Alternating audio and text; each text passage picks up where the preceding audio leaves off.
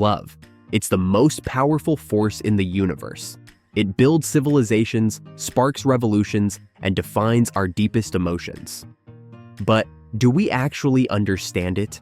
Why do we love what we love? Is it fate, chemistry, or something buried deep within our minds, waiting to be uncovered? Some say love is a mystery, but science tells a different story. Behind every attraction, passion, and desire is a hidden formula, one rooted in biology, psychology, and experience. So today, we're breaking it all down: how love works, why we love what we love, and how invisible forces inside our brains shape every connection we make. This isn't just about romance, it's about the science behind every passion we have: people, places, hobbies, even our favorite foods. Get ready, because by the end of this video, you'll see love in a way you never have before. Shall we begin?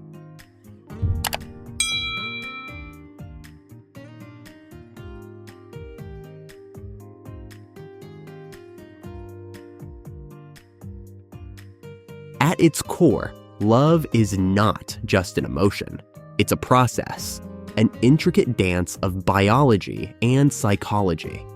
At the core of every passion and preference is our brain's reward system, a chemical equation inside our brains. When we experience pleasure, whether from meeting someone special, hearing a favorite song, or taking that first sip of morning coffee, our brain releases dopamine.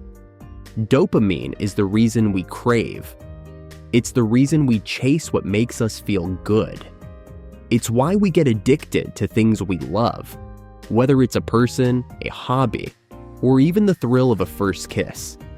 And why that first sip of coffee in the morning just hits differently.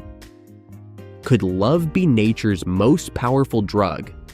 It's designed to keep us hooked, but does that mean we actually have control over it?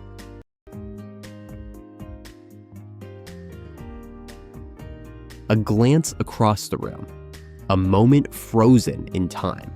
Ever felt an instant connection with someone? That's not magic. It's science. The brain detects patterns in faces, voices, and body language. When something feels familiar, our brain rewards us with attraction signals. But is love at first sight real, or just an illusion? Science fact: studies show that prolonged eye contact triggers bonding mechanisms in the brain, making someone seem more attractive. But the real question is, are we drawn to certain people because of fate, or because our brains are wired to seek the familiar? The mere exposure effect shows that the more we encounter something, the more we like it. This is why certain songs grow on us, why we develop a taste for foods we once hated, and why we can be drawn to people we spend a lot of time with. They say we seek what we know. The parental imprint theory suggests we unconsciously seek traits we grew up around: smiles, voices, even scents. Are we choosing love, or just following a script written long before we knew how to read? Our brain might whisper, "This feels familiar, this feels safe." But attraction is more than what we see. It's what we smell.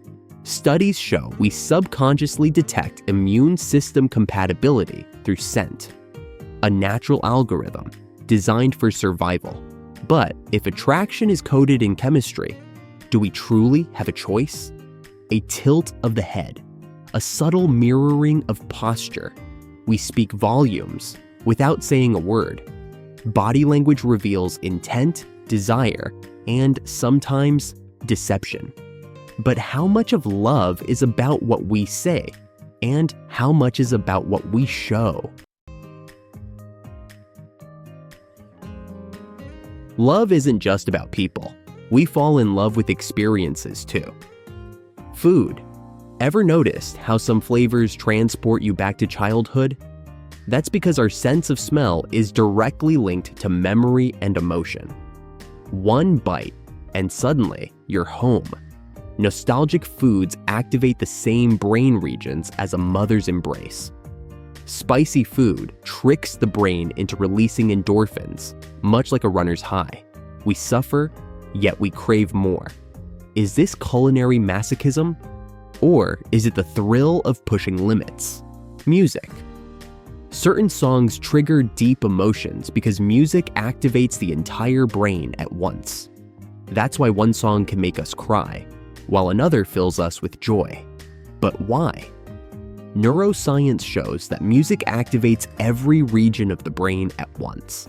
An emotional symphony, shaping our moods, memories, even our sense of self. Why do certain melodies just feel right? Stories. A tear falls during a movie, even though we know it's fiction. Why? Because mirror neurons in the brain trick us into experiencing emotions as if they were real. A blank canvas, a single brushstroke, and suddenly, a world appears. Art is more than expression. It's the translation of emotion into something tangible. But why does it move us? Is it the colors, the patterns, or is it the fact that in art we see a reflection of ourselves? So, if we can fall in love with a song, a scent, or even a fictional character, what does that say about the way we love in general?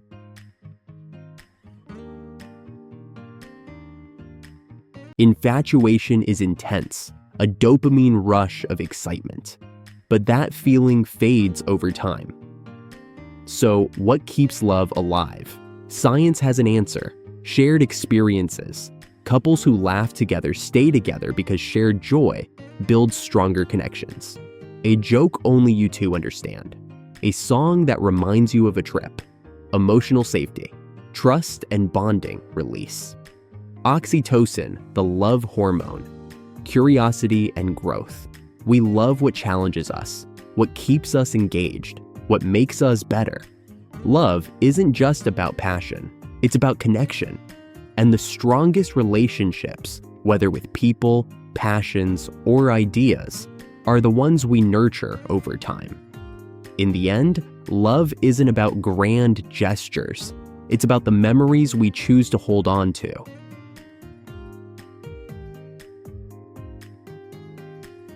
So, after everything we've learned, is love just chemistry? Or is it something more? Something that defies science, logic, and even time? Maybe the truth is this: we don't just love people, we love moments, we love memories, we love the things that make us feel alive. And in the end, maybe love isn't something we find. Maybe love is something we create. But what do you think? Is love really just a trick of the brain? Or something beyond science? Let's continue the conversation in the comments. If you found this fascinating, check out our next video. See you there!